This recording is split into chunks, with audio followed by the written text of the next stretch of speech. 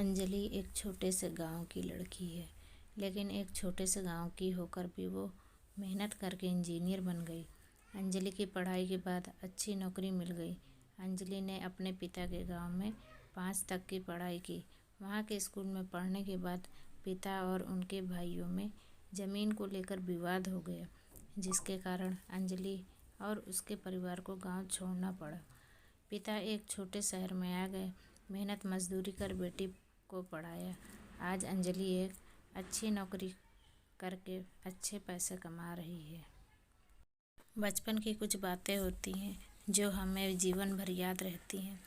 कई बातें होती हैं जिन्हें सोचकर फिर हमारा मन खुश हो जाता है। अंजलि की भी एक ऐसी ही याद है।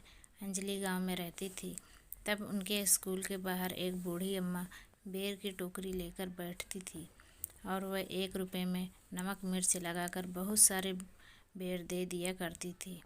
उन बेरों का खट्टा मीठा स्वाद आज भी अंजलि को याद है। कई बार उसने कई जगह से वैसे ही बेर खाए, लेकिन उसे वो बात नहीं लगी जो भी बूढ़ी अम्मा के हाथों में थी। अंजलि के पिता के भाई का देहांत हो गया तो उसके पिता के साथ अंजलि भी एक बार फिर उसी गांव में आई। कुछ दिन वो रही, फिर वो आते समय अपने स्कूल वापस गई।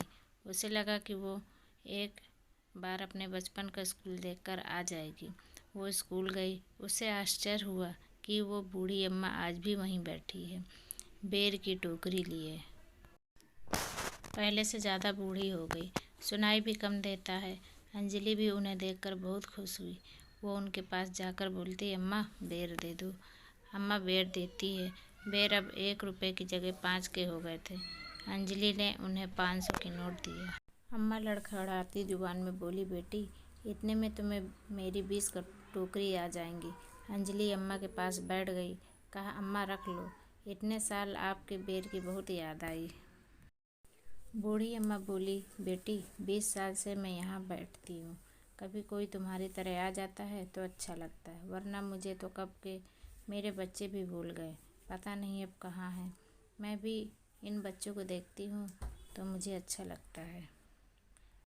बेर तो बहाना है, जब छोटे छोटे इन जैसे मुझे अम्मा बोलते हैं तो कलेजे को ठंडक मिलती है। अम्मा बोलते बोलते रोने लगी।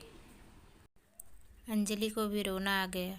अंजलि बोलती है, अम्मा अब तुम्हारी यह बच्ची तुम्हारा ख्याल रखेगी। अंजलि ने अपने गांव के रिश्तेदार से बोलकर अम्मा के रहने का इंतज़ाम करवा दिया। अंजलि की मदद से अम्मा को अब खाने और रहने की कोई परेशानी नहीं। लेकिन बूढ़ी अम्मा अब भी टोकरी लेकर स्कूल के बाहर जाती है, बच्चों को देखने, उनके जीवन में खट्टी मीठी यादें बनाने।